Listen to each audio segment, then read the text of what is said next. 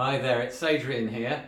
This is an unofficial launch of a new channel, well, not a new channel, but a new area of my channel, which I should be calling the Embodied Guitarist.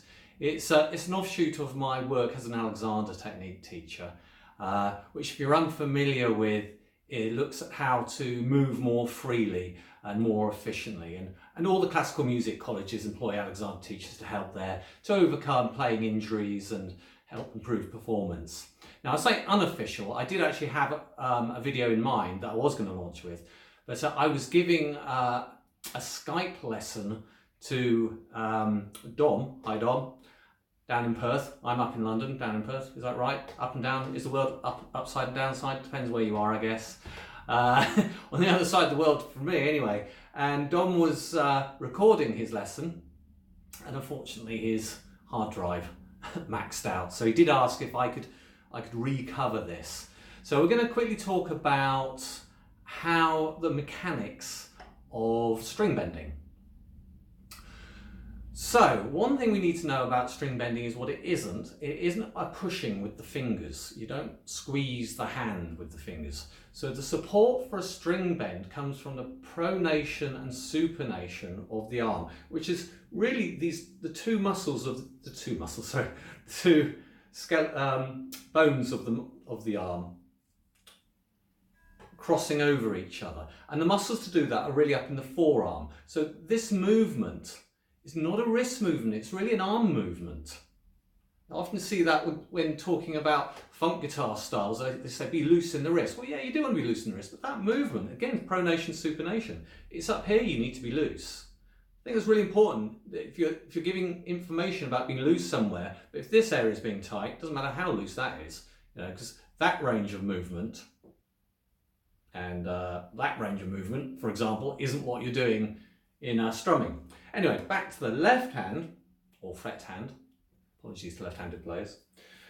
It's this pronation supination that's like turning a doorknob. So you don't push with the fingers, you have them in place, and then you rotate. So just rotate. Now, things to look out for. Something I noticed when I was talking to Dom, and actually happened to me many years ago. It's probably why I picked up on it, because I was also guilty of this. The elbow coming in. There's this tendency to kind of push the elbow in as you do the bend. The elbow needs to just hang loosely down, and you really want to check out what's going on the bicep and the shoulder, that they're not coming in for the ride in some way. All this isn't happening.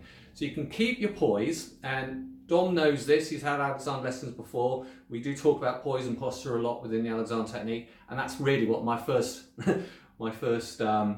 video was going to be on. So look out for that when it comes. I'll show you how to sit with ease to help you interface with your guitar better. So don't bring that elbow in.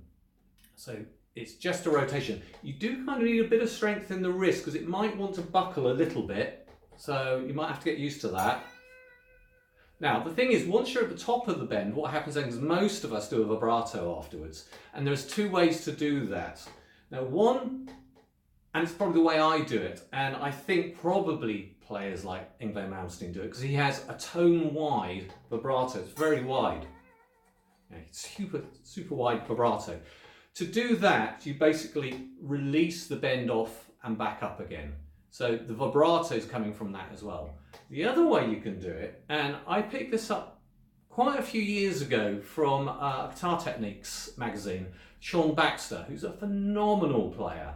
But he suggested something that doesn't quite make 100% sense to me, but I'm going to mention it because I do think it's an aspect. And that's a clenching and unclenching of the fingers. So it's like a grip. So although I said you don't do that when you bend the string in the first place, he's suggesting you can do it at the top of your vibrato. It creates a different sound. I think maybe someone like Angus Young, who's got that very fast vibrato, that may be more included. The thing I question about it is, in a player like Malmsteen, I don't think you can physically do that with that gripping action. It can only really be done with the pronation, supination. And it kind of surprises me that Sean recommended, because I know he's a big Malmsteen fan, how you would get that tone wide, because you'd have to push up and then do something with the fingers, ungrip your fingers, and then what, regrip? If you're going to regrip, you've effectively done the bend with the grip, which is not how you do it. I'm confused about that.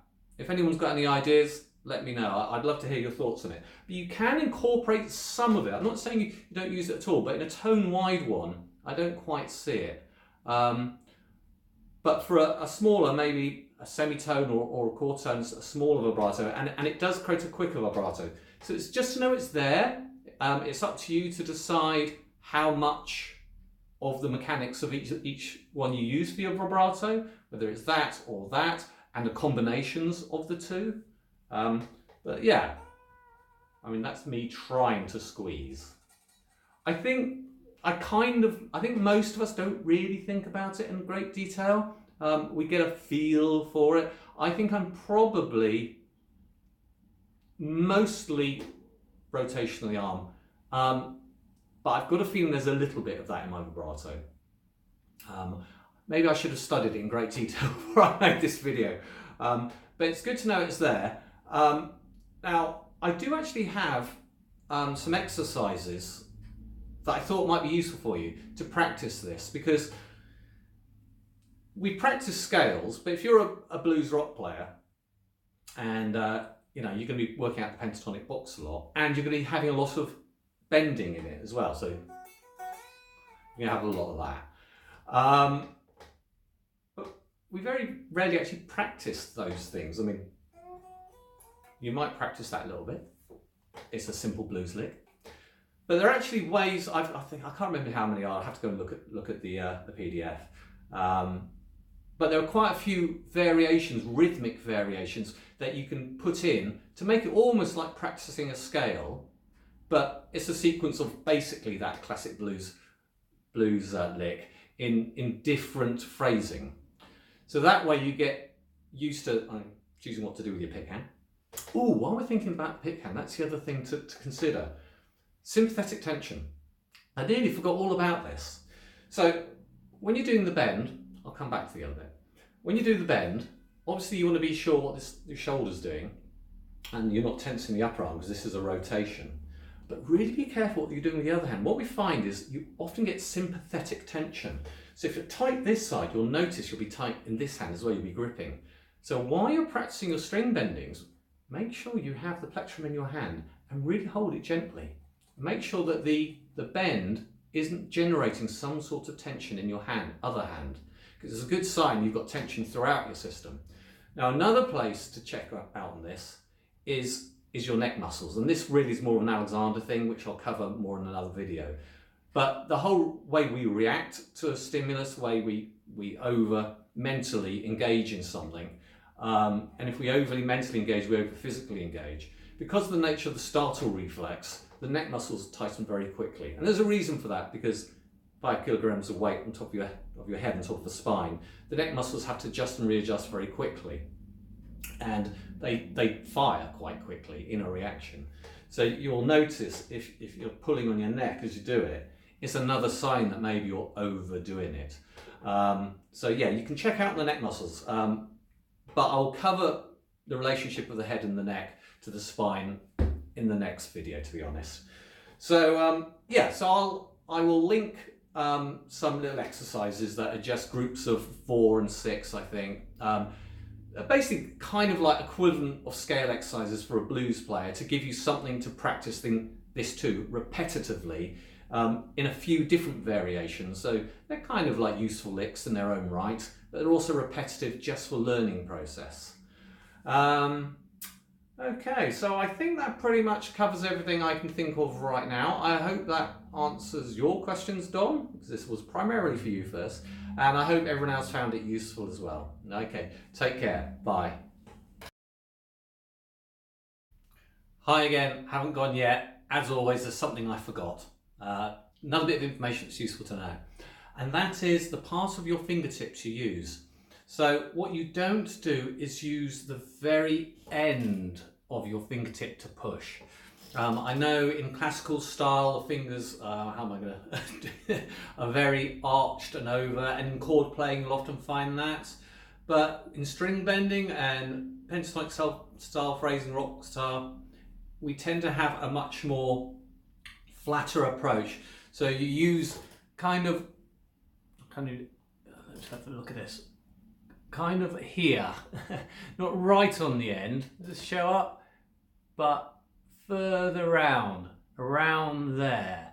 So the string effectively gets trapped in the skin, and between the skin and obviously the fret, and you get, as the skin indents, it's just enough to create a bit of friction there to stop it sliding. It's not an actual pushing with the very end of the fingertip. So that was the bit I forgot, bear that in mind. Please like and subscribe, that would be greatly appreciated, and follow me on Facebook. I've got a new Embodied Guitar Facebook page as well, and I'll put the links down below. All right, thank you very much. All right, bye.